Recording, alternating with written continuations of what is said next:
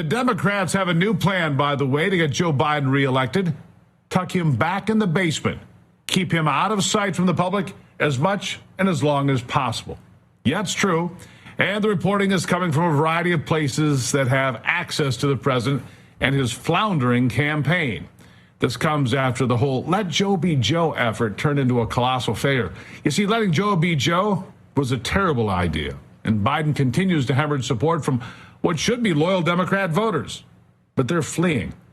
It seems that competence still matters to people. It comes into play when they can see Joe fall over his tongue time and time again and make very strange comments.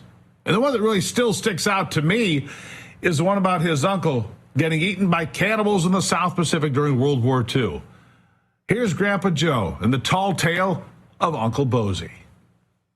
I wanted to go to the war memorial that has the names of all the Scrantonians who died in World War II etched into a granite wall, because I wanted to see where my Uncle Bozy Ambrose J. Finnegan, where his name was etched.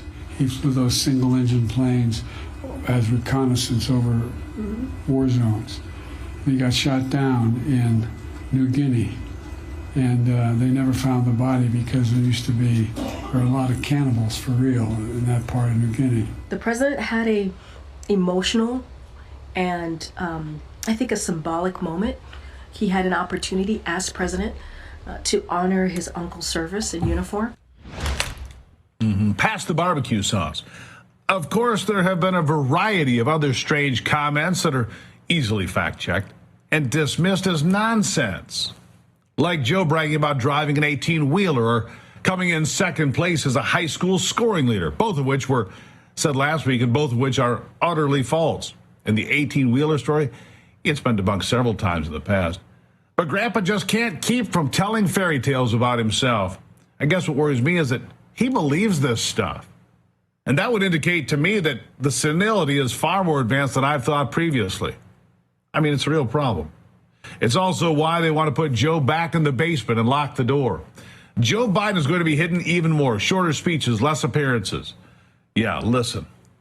We have news this morning from NBC News that the campaign is looking to shorten its speeches. Biden's general election strategy is less is more. The president's aides are seeking to tighten his pitch to voters with shorter, crisper speeches. To be honest with you, Quentin, I think that's a very smart idea. I think for everyone. I appreciate that approach because it is a way for the president to sort of hit with clarity, stick his points and move on and not get lost and sidetracked. Give us a little bit more of the scene setting around the thinking there and trying to reimagine the campaign going forward with what you just said and this idea now of the president tighten his grip on his speeches.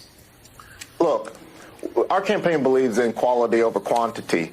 We believe that these touches, these smaller things that are getting directly to the point about what is going on in the stakes of this election are going to be easier for voters to tap into and sort of also go out and say and talk to their friends and family about what's at stake. They believe in quality over quantity. The problem is they have neither. So there it is. The new master plan, keep Joe hidden for the duration of the campaign, keep him away from the press as much as possible, keep his appearances shorter, and keep him on script whatever it takes.